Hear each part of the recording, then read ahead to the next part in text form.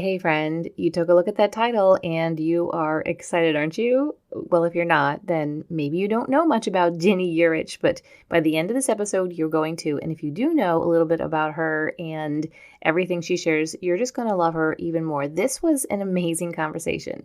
So much fun. She is just so full of information and wisdom, and I know you're going to love it. So without further ado, let's just jump into this conversation.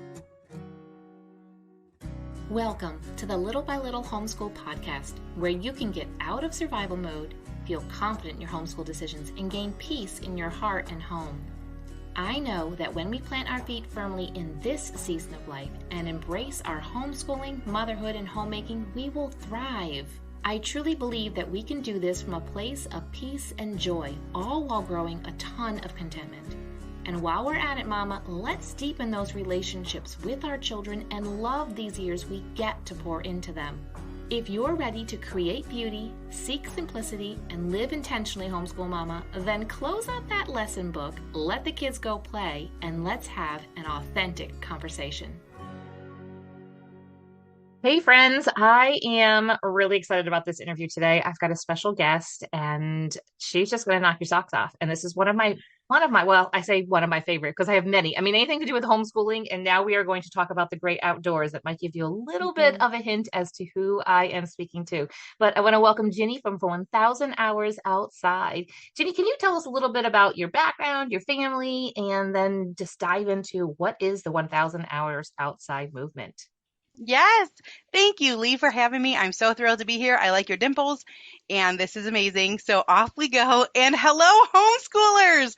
I always tell people homeschooling is the best decision that we've ever made. I do not regret 1 minute of it. There are hard days, but our oldest is 15 now, so we are 10 years in if you're starting at age 5.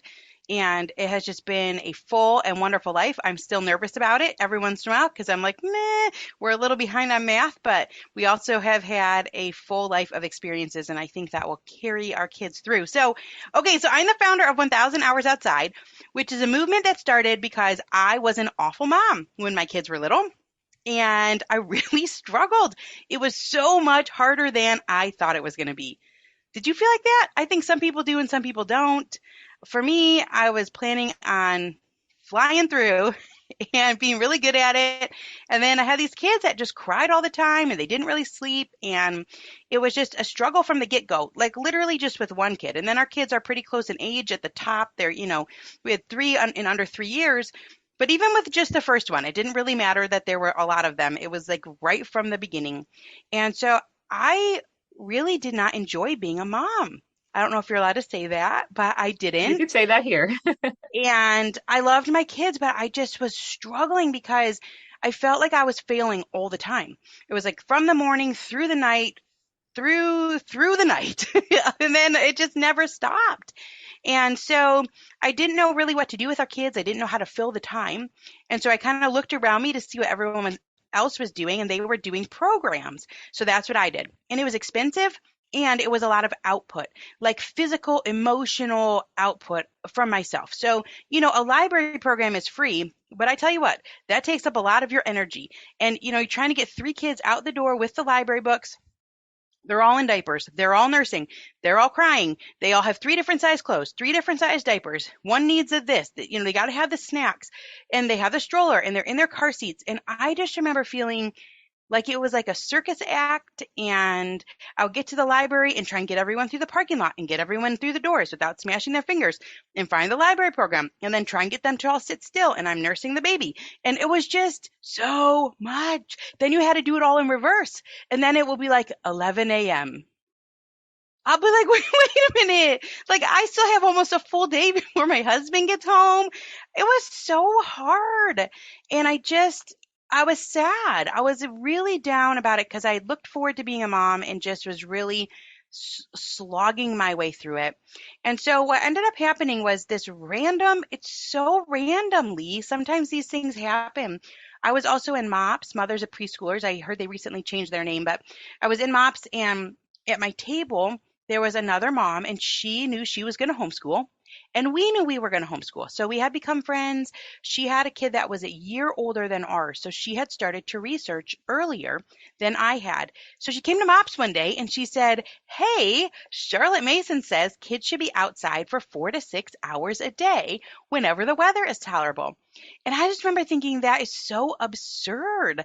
Who would do that? Who would take their kids outside for 4 hours? What are they going to do? They're not going to be occupied. And I would be thinking back through, like, I made homemade Play-Doh and that only lasted 25 minutes and now it's all over the floor. And all of these things you do to try and kind of occupy the kids' time, and it doesn't work. So I just thought that sounds absolutely miserable. Who is this Charlotte Mason? Never heard of her. Sounds awful. She must be totally wrong. And then I found out years later that actually Charlotte Mason is someone that people esteem very highly. And she was from the 1800s, which I didn't know. And I have her volumes of work. I've only read one, Leigh. I don't know if that makes me like lower down on the scale here for homeschool moms, but I You're read okay. You're one. okay. But We'll keep you. this friend, she said, "Let's try it." And I just was thinking in my mind, no way, I'm not trying that. It's going to be awful. But I win because when you have young kids and you're a young mom, you're also desperate for relationships. And so that was the situation I was in. So I said, okay, I'm going to go. So this is like September in 2011. So we're talking 12 years ago, where I bundled up our 3 kids that were 3 and under, and we went to a park. Now, it wasn't a playground. It was like grass. It's not even a play structure. There was a creek that ran through and some ducks and things. And she said, just bring a picnic blanket and a lunch. And I thought, oh no, like we need way more. What about the toys and the books and the water table, and should I bring like all of these other things? But we came balls and but this is not going to work. But what ended up happening, I tell people, is the best day of my life because it was the first good day I had as a mom. I'd not had one. In 3 years, I had not had a good day. And I had just struggled so hard. But when we went to the park, we met at 9 in the morning. And the plan was to stay till 1 in the afternoon. And I thought it was going to crash and burn. I was ready for it to be like this awful day. And what ended up happening was she had 3 kids and so did I. So we each had a baby that we held and nursed. And the babies would fall asleep when they were tired. They'd grab at the grass or sit on the blanket. And the older 4, she had 2 and I had 2 that were preschool, toddler age, they just ran around. I have literally no idea what they did. They chased things and they played and they did make believe. They came and got food when they were hungry. And I got to finish some conversations and it was beautiful out. The fall in Michigan, I know New York, similar. The fall is just absolutely gorgeous. And at 1 o'clock, we packed up to go home. And all the kids fell asleep in the car, which was like a miracle of miracles. So I drove around for a really long time because gas was cheaper. And then all of a sudden it was like 4 o'clock and my husband's going to be home in a couple hours and we all had a good day, all of us. So that one day, that 1 4-hour stretch of time truly changed the course of our entire family. It certainly changed the course of my mothering. And over the last 12 years, I have been on a journey where I have read book after book and study after study that proclaim that when we take our kids outside, simply when we go to the park that has no playground, that's just grass, and we bring our picnic, we don't have to set up a scavenger hunt or we don't have to run games. We don't have to do any of those things. When we take our kids outside, it helps them with their cognitive growth. So it's going to help their academics. It helps them emotionally, physically. It really helps their social skills, which is super important in a world where kids are going to have a bunch of different types of jobs. And for parents that are interested, it also helps them spiritually. So we're a Christian family, and you see that God's principles, his spiritual principles, are displayed in creation. So it's one of those things that enhances all of our lives. And it sort of started back there. And the numbering system goes somewhat along with Charlotte Mason. We were trying to get outside for 4 to 6 hours a day, a couple days a week, whenever the weather was tolerable or most tolerable. So it was about 18 to 20 hours a week that we were getting outside on average, more in the summer in Michigan, less in the winter. It would be different, I guess, depending on where you live. But also there is a pediatric occupational therapist named Angela Hanscom who really echoes these numbers. She says at a minimum, kids should be outside for 3 hours a day at a minimum of all ages, your babies all the way through your teens for optimal development. And so we just have this goal. This is it. We're trying to be outside for 1,000 hours every year. That kind of takes into account different seasons, both figuratively and literally. It is a valiant effort to help reduce the screen time that we have. And it's fun, and it has really enhanced our life. For us, it is the foundation for our homeschool. That is a beautiful story. I'm like, I've got chills. I love it. Aw. I love that that she took a chance to say, hey, let's go do this. And that you were willing to then be like, okay, let's try. What do I have to lose? Right. And that you had a great, and that you recognized that and then continued to follow that and created a homeschool lifestyle. That's what I talk about so much here on the podcast, is just creating a homeschool lifestyle that will fit you. And you realize that that was going to be a really important part of that. So, question for you: when you grew up, did you spend a lot of time outside? Was this like a new thing for you to be outside a lot with your kids and your kids outside, or was it something that Yeah, well, kind of your it's a childhood? good it's a good question. And I think what's interesting is that Angela Hanscom, who wrote this book called Balanced and Barefoot, she's the pediatric occupational therapist who really has a phenomenal read. I say every family should read that book, Balanced and Barefoot. But she says when she asks people who are our age-ish, if you grew up in the 80s or the 90s or before, and you think back about how much time did you spend outside as a kid? She says that most people say 3 to 4 hours. That I walked to school, it was a mile to school. So there was 30 minutes there, 30 minutes home. You're waiting to go inside to the classroom, so you're outside for a little bit on the playground. So there was a bit of time there, right? And then we had 3 recesses. I distinctly remember in elementary school, we had a long one in the morning, 45 minutes probably another 45 minutes to an hour at lunch. And then again, we had one in the afternoon. So these long periods of time that were woven into society. When we came home, we had a little bit of extracurriculars, not a ton. I took piano lessons. We did church on Wednesday nights. That was it. And so there was time woven into the afternoons, and kids were outside, and we'd play catch with my dad when he got home from work, just with baseball mitt and a baseball. And so I actually do think I spent that much time as a kid playing outside. I remember in the summers we did that, even though I wouldn't consider myself super outdoorsy. Yeah, I think that you're right. I think most of us did. I mean, I just remember coming home from school, dropping off, and wanting to be outside. The kids in the Yeah. neighborhood were all out, and we just played. I would come in. I do have a disclaimer. I would come in when Little House on the Prairie came on. So that was like mandatory. Come in at 5 o'clock to watch that. And I guess maybe we ate dinner, and then I would probably go back outside. But that was the years of Little House on the Prairie. That was But setting you up to be a homeschool family. yeah, exactly. Exactly. Except my outfits don't quite match, what Ma Ingalls wore and stuff like that. So let's talk about something exciting. Your new book releases tomorrow, and it's a bit of a return as we're talking to yesteryear, and where generations of kids, they just played outside. They were unsupervised. Mhm. There was no structure and not all of these toys and everything that we feel like we need to have. Why do you think our culture has shifted away from this? I think fear. I would say that's probably the biggest answer. And then I think a second would be just misnomers, that we are misinformed, that play provides all of these different things. So let's give a couple examples. Number one, when your kids are playing and they're doing complex movements. So you were just talking about how you have a son that's working on fixing up a car. So these are complex movements, right? These are different types of movements and intricate things, and you're trying to figure it out. You've got little ones. They're trying to climb up onto the fallen log. They're going to jump off. They're trying to run up a hill that's got roots that are sticking out. These are all complex movements.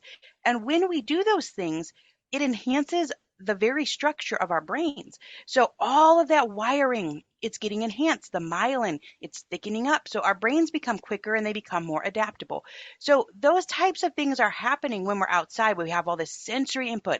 When kids get their heads out of an upright position, it stimulates the vestibular sense, which is like the foundation for all of the learning.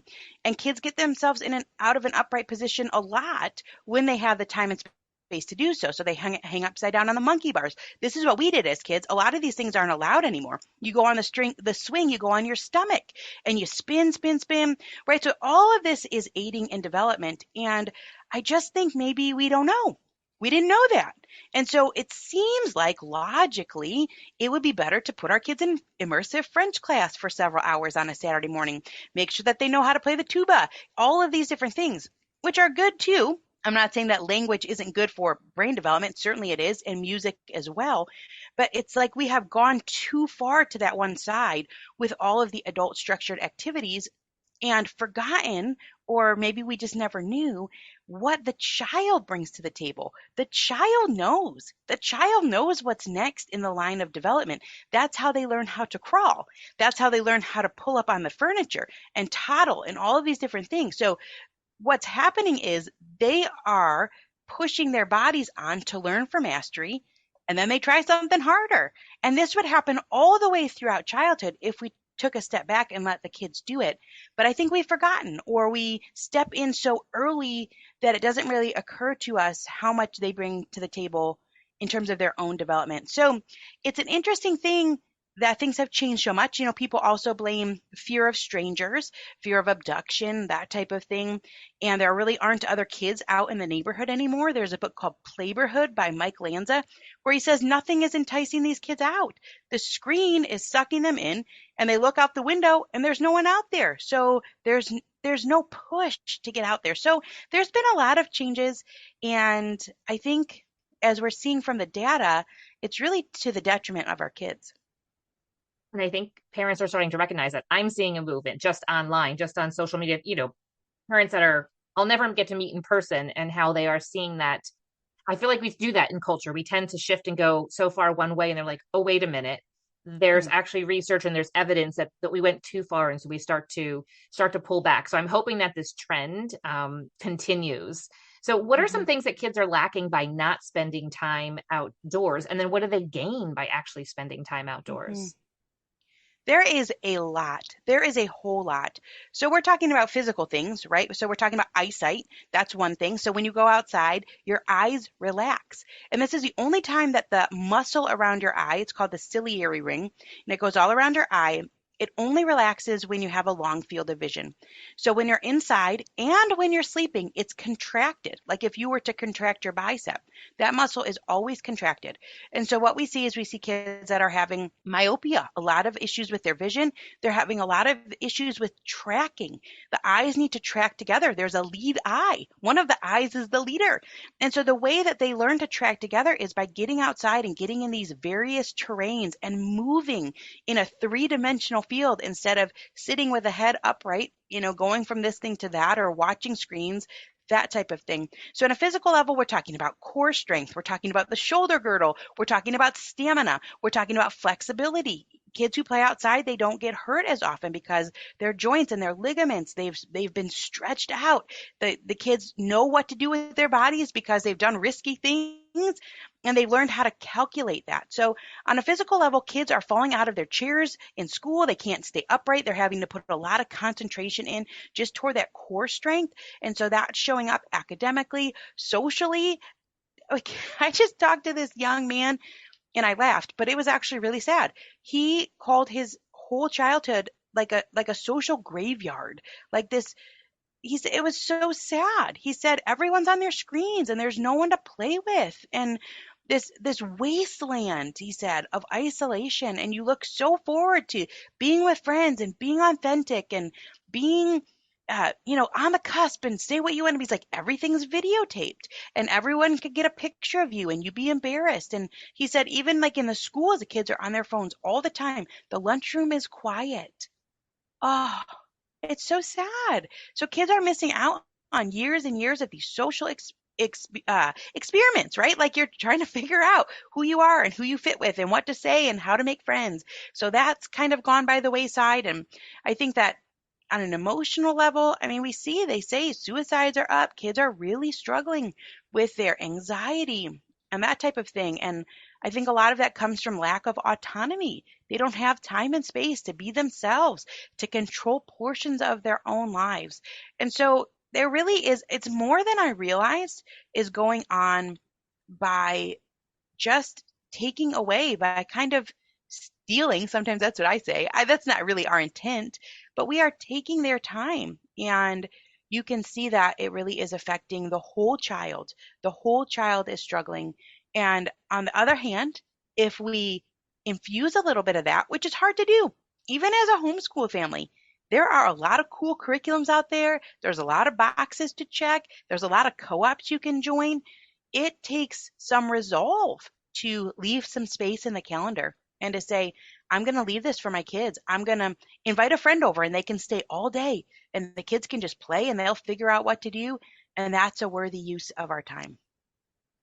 I think that as adults, we look at children playing and we don't think that they're getting anything out of it. They're just being silly, and because they are being silly. I mean, kids love to have fun and love to laugh and to explore. And I guess, downgrade it because we have so much in our lives as adults, but we don't have a lot of margin. We don't give ourselves a lot of time. I'm speaking to myself even here, that I don't give myself a lot of time just to kind of be free and to just, relax and just explore and just chill out some. And so I think we look at kids and we just think it's frivolous what they're doing, and they're just, being immature. And I mean, their maturity level is lower, but I think we downgrade what they are learning. And especially as you're talking about the social aspect and, sometimes having to work it out a lot outside if they're out there without adult supervision. And not that I let my kids like hang out with really bad bully kids or anything, but there'd be times, I hear stories now, I'm like, yeah, okay. But they had to work it out. There's disagreements and there's, arguments about the game. Well, that's not how and this kind of stuff, and being outside and having not really any toys and playing with some sticks and some whatever and coming up with a game and just the imagination. So I want to jump back, and you talked a little bit about screens. Now, I know a lot of parents struggle to find balance with technology. What have you learned through the years on and off screens? I would say our best days are the ones where we just run out of time for screens. Those are our best days. You fill it up, and it's a lot of work. It's a lot of work for mom. It's a lot of work for dad. It's different than it used to be, where you could kind of shoo your kids out and get your work done. I think that that's how culture was set up to a degree, more so in previous generations, more analog childhoods, right? It was like this is what happened in my neighborhood. There was a mom that locked the door. She had 4 kids. She would just lock the door. They couldn't go back inside. This is how people live, but there was other kids out to play with in the neighborhood, so it felt safer. There was more to do. So now we really are stuck, right? We can't do what they did. We still have all these things that we need to do inside. We have these chores, we have meals to make. And so for us, it's been hard. It has been trying to be okay with a messier house. It has been trying to be okay with things a little bit more chaotic than I would like them to be. And I have to come to grips with that, because I think that the way that we do it now is we have to make plans sometimes with other people. Like, we have to be involved as the parent. And in some ways, that's a really good thing, Leigh. Like, my life certainly has been enhanced. I've been outside for 12,000 hours in the last 12 years. That makes for a good life.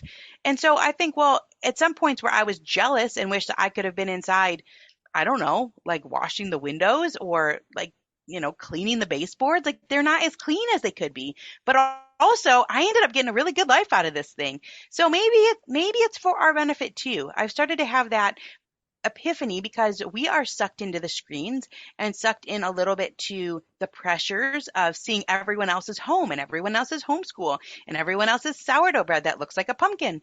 And, we don't have that. I mean, that's not, we're not doing that. I try, but it's this acceptance, I think, of lack of perfection. However, we have a fuller life because of it. That didn't really answer the question, though. How do we deal with screens was the question. Yeah. I love how you're talking about the benefits to you, too. Yeah, so go back to the screens, but I love how I want to add that. Yeah, well, so the thing I said was our best days are the ones where we don't have time for screens. And that's just it. But we do use screens in our home. So what we're trying to do is balance it out. Kids are actually on screens on average the thing is 4 to 7 minutes a day outside, 4 to 7 hours on screens. That was the statistic when I first started writing and came up with the 1,000 hours outside idea and movement. So there's a big imbalance. I don't necessarily think screens are evil. You can use them for different things. There are people that are coming along, though, and saying it's really affecting like the biology. I'm not quite sure if that's a word, but something like that. It's dysregulating is what they say. It's like dysregulating the nervous system. And so for some kids, it really is messing them up, even just a little bit. They say your better bet is to watch Little House on the Prairie. That the better bet is to watch maybe a slower paced television show or movie. That's okay. It's the interactive screen use that really can be messing with the kids' daily function. So, you have to know your kid and know what works for your family. But we have tried to bound it in so that we can say, yes, you can do screens on Saturday morning, and that's our time for it. It's done at 10:30, but also it's a tall order. We're really trying to fill our life with meaningful, worthwhile activities. And I think as overwhelming as that feels and sounds, it also is giving all of us a good life, including myself. Yeah, it's a balance, like you're talking about. There's so many good things that we can add it. And as you were mentioning earlier, it's hard to get outside when we have so much, because there's so much to be offered. I mean, I remember when I started homeschooling, there was not nearly as much as there is now. And there's some things you have to say yes to, and then you have to say no to a lot of things. And it's okay to say no. And I tend to be like yes to these things, and then I don't even look anymore because I'll feel like it's FOMO, fear of missing out on Yeah. things. And so even in homeschooling, we know there's so many good things. And especially if you have kids that are interested in a lot of things and who want to learn a lot of things, it's hard to be like, nope, we're just kind of done with our formal subjects here. Let's get outside. Even if it's just them playing in the yard, Mhm. whatever it is, even if it's not time for a big hike or a big adventure or anything like that. There's just so much. And so then you go to online and there's just so many opportunities to learn so many things. And my husband even was just saying for our 15-year-old, he's like, hey, I found this really great art drawing course thing. And I was like, it's just not going to fit with our year this year. Like I'm sure he Wow. probably would be interested if you can ask him. I mean, in high school, I give him a lot more opportunities. I'm like, you can ask him, but I don't have that listed. We have to do a lot for the school district and all, paperwork and everything like that. So Mhm. that, we completed that last year, but if he's interested, he can do it in his free time, but it's not going to miss out on his other stuff. So, there's Mhm. just a lot we can say yes and good to. It's like maybe over Christmas break, you can do a crash course in that or something, or the winter. I'm like, Sure. that's maybe a better winter activity, even though we do a lot of outside in the winter and skiing and stuff like that. So Mhm. what should we do in these moments where screens feel like the only answer? I know there's moms that are feeling like that. What do we do instead? Yes, we should give ourselves grace. I mean, I do want to say that because there are times when screens are a good answer. If you are struggling, if you are, I say, look, if you are attempting to homeschool and you do not have support, you don't have family support, you don't have social support, you just moved, you've got a baby, you're going to use a screen. And I say give yourself grace. Sometimes that's going to be what gets you through. It's going to help you continue to homeschool. So I would say don't beat yourself up about it. I think that's the most important. If you can, over the course of a week, try and find another friend that will adventure with you a little bit. I always say the best thing to take along with you outside is a friend. And the friend helps your kid because then there's someone else to play with. That really makes a huge difference. It helps for safety. There's more eyes, there's more people around. So if you could find someone who would commit to doing something small, it does not have to be big, like you said. We're going to walk around the block. We're going to meet at this local playground. We're going to come sit in my backyard and I'm going to put on a sprinkler. We're going to get together at the apple orchard and read some stories. Anything like that. It can be so small. Most of our stuff has been so small, so insignificant, but it really enhances the quality of your life. And so, little by little, if you're in a season where you are dependent on some screen usage, that's okay. That's going to help you through. And I think that's all right. As you sort of come out of that, maybe you're in a period of grief, maybe you've miscarried. I mean, there's so many things, right, Leigh? Like life is really hard. So I think we can't beat ourselves up for it. We can maybe start to look for some small bits of time, and small bits of time grow. Sometimes if you say, look, I'm going to go to the park for 1 hour after dinner. Well, sometimes your kids are going to be so engaged at the end of the hour, you're going to stay for 90 minutes. You're going to stay for 2 hours. You're going to take your read aloud. You're going to take your clipboard, take your schoolwork, and do it at the zoo. All of these things really matter. And I think people ask so often, like, does this count? It's the question we get asked the most often. Does it count? Does it count if my child is in a stroller and we're walking around the block? Does it count? I mean, sometimes they say, like, Does it count if I'm in an indoor pool that has windows at the top? And I'm like, no, then no, that doesn't count. So I'm sorry. We don't really have rules, but like, no, that doesn't count. But this is what we get asked a lot. But anytime that you're outside, if your child is in a stroller, they're getting that full spectrum sunlight that goes right through their eyes to the brain. And the brain releases serotonin, and the serotonin turns into melatonin at night. So you've got like a happy baby in the morning and a tired baby at night. Like all of this, the surround sound, the bird song, the little bit of breeze in their face, like this is helping with their sensory processing. So it doesn't have to be anything significant. So if you can look at your week and you say, look, we're really heavily at this point dependent on screens, but maybe little by little we can pull that back. And little by little, we can insert some simple outdoor time.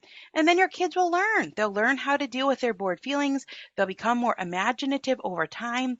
You're going to have a better life. You might build some new relationships. And little by little, a little becomes a lot. I think that we often, I mean, as moms, we beat ourselves up. We're like our biggest critic, and we feel all this guilt, and nobody else is heaping it on us. We're just heaping it upon ourselves. And so, yes, there are seasons to absolutely give grace. I mean, I remember moving, and my kids are a bit older, and we were not making enough money to like they all have iPads or anything. You know what I mean? So when they first were babies and little, there was none of all these screens. There was a TV. That was it. You know, that was really, really all there is. And I've just kind of watched all of this unfold. And so we didn't have as many opportunities for them to have things. And even the iPads and just all kinds of stuff came out, they just didn't. And they were getting older, and we just didn't want to. So, but I remember moving, and it was Wildcrats. Like I was like, you can watch like 3 Wildcrats, and that give me a solid 1.5 hours to unpack. And I was like, okay, school right there, check, because they were learning a lot of science. Sure. And so yeah, it was. And then it would be like, okay, now we're done with this. Now let's go. I got a solid hour of not being enough. So there, yeah. So like you're talking about seasons, we have to give ourselves grace and understand that's just a period. But sometimes when we're in that, we can feel like it's, lasting a really long time. So what would you say to the parent who is feeling like they're a failure for relying on technology to occupy their child? They're not a failure. That's what I would say. You're not a failure. This is really hard. This is very hard. And so many of us are doing it without support, without a support system. I think that in yesteryear, if we're talking about that, this book I have is called Until the Streetlights Come On. This is a phrase that people used to say that they would play until the streetlights come on. And what was happening in those time periods is that there were other kids around. So we hear a lot about the village and we think, okay, well, if I had an aunt or a grandma or a sister that was coming alongside and helping, but that's really not what we need. We really need everyone's kids. That's what makes the difference. And so if that's not something that you have access to at the moment, like even moving, that's a really big one to bring up, Leigh, right? Like people are moving, and I know a lot of military families, people are moving for jobs, all sorts of things that you don't have that support system yet. And so you have to give yourself grace for that time period. And as you can, just weasel it in. That's why we have a goal. We have a goal for getting outside, not because it's easy, but because it's very hard. It's very hard to keep that as a priority when there's all of these other opportunities out there, like you were talking about. The kids could be in choir, they could be in chess, they could be in this co-op and that co-op. We could be in this club. There's so many things we could be doing 4-H. There's all these curriculums out there, like the art class. I mean, these are good things. And so we have become the gatekeepers. It's a tall task. We have become the gatekeepers. And so if you have a little bit of a goal, and maybe yours isn't 1,000 hours outside, some people come and they say, well, I'm a single parent and I have partial custody of my kids. So my goal, and this is what I looked at with my schedule, my goal is 250 hours in the year. That's my goal. I'm going to try and get outside. But I think when you have a goal of ensuring that your kids have some of their own time, and trying to ensure that you have some hands-on, real-life, outdoor nature moments for your kids, then it's front of mind. And so we just got back, actually, Leigh, we just went to some conferences. We were at some back-to-back conferences. Now, conferences tend to be inside all day, every day, classes and different things. And we left. We left for a full day twice. You're not supposed to. It's really not what you're supposed to do. But I'm looking at my chart and I'm like, well, like, we're committed to this. We are committed to getting these kids outside throughout their childhood. And so we went one day, we were in North Carolina. We went to 3 waterfalls. We go another day. We went on a little bit of hiking and did some things there, and it's fine. Like, oh, well, we missed some sessions, but this is kind of how the trade-off is. And so I think for parents to realize how valuable it is and to know that it takes a little bit of effort to keep it top of mind and to keep it inserted into childhood. And I feel like well, I know that even for myself, if I'm inside for too long, I'm just like, so I grew up just a lot of time outside hiking and just all kinds of stuff. I've raised my kids that way. And I get a little squirrely if I'm inside Mm. for too long. And I get anxious and I'm like, I know there's a long to-do list. I know there's stuff to do inside. I know there's, podcast episodes to edit and there's all these emails and everything. And I'm like, I just want to get outside. And I know that kids too. And I feel like probably if you have kids that maybe don't want to go out as you do it, that desire will hopefully build within them. Have you seen that in kids and families that, No, no, no, my kids don't want to go outside. Let me be real oh clear. no. No one wants to go out, but they like to be out. No one Yes, wants to okay. go out, and neither do I. I don't want to put any effort, especially when the kids were little. I don't want to pack up all the things, and everyone needs an extra outfit in case they fall in the mud and then they're going to cry because they're two, and all of these different things. It's a lot of effort. But once you're there, this is how I always felt. Once you're there, you're so glad you're there, and so are the kids. So it's that transition, it's that inertia. You're inside, you're comfortable, there's no bugs. I can get all this stuff done, right? Or, I mean, you can't. If you've got little kids, you're getting nothing done. When you go outside, you get to leave that for a little bit, which actually is really good for your mental health. Because I don't think the home is ever clean when you've got little kids. So you're always in a mess, but you can go outside and go on a trail and it's kind of like groomed, or you go to the playground. I mean, it's less messy and your house gets less messy because you're out of it for a little bit. Not that that really matters. People say that all the time. I'm like, look, my kids could terrorize my house in like 12 minutes. So it doesn't really matter if we're outside for a good portion of the day. But I tell you what, it's doing a lot. It's doing a lot for all of us. And you have so much to look forward to. Like if you're in those early years, now our oldest is 15 years old and we are doing so many fun things. We can hike further places. They can go and jump off the rocks. We can go on these whitewater rafting trips, all of this stuff. So we build it in when they're small and then they are confident in their bodies, which is a huge benefit. The only way that you can learn how to use your body and to learn what you can and can't do inside of your body is to have small risks that add up over the years. And then you can do all of these different things that maybe you couldn't have otherwise. You got more stamina, you got a little bit more confidence, all that stuff. So it just becomes more and more fun over the years. And I I have don't no think idea if any, I'm answering your question. no, you're fine. I just want to add that I don't think any family regrets. If you go on a hike, you spend a day outside, nobody comes home and regrets saying, "Oh, my baseboards could have been clean instead," or "Oh, I could have cleaned the fan in my bathroom." Yes. I wish I Everybody, would have gone to that session, like, oh well. yeah. Oh, well, I don't regret that. So Mhm. you were talking about your book. I want to hear more about that. Where can the listener find you and where can they find out about your new book that releases tomorrow? Yes, everything is on 1000hoursoutside.com. That's kind of where we're at. That's our main hub. So we have a lot of cool things there. Tracker sheets that are free to download, a kickoff pack, same thing, free to download. We've got blog posts. Our podcast is hosted there, some old transcripts and things like that if people are interested. The book is anywhere you buy your books, but if you go right now to bakerbooks.com, just today, because it ends tomorrow, it is 40% off plus free shipping. That's a lot. That's a big deal. 40% off plus free shipping. And then we have some really cool bonus things for the pre-orders just because it helps with algorithm and numbers. But one of the things is this digital cookbook for kids, and it's outdoor cooking with kids. It's really great. It's got breakfast, lunch, dinner, snacks, and there's some other things in there too. But so that's where you could buy it anywhere. You could get it on Amazon or Barnes and Noble or wherever you go shopping for books, probably your local bookstore. But really cool if you get it at bakerbooks.com because it's a lot cheaper.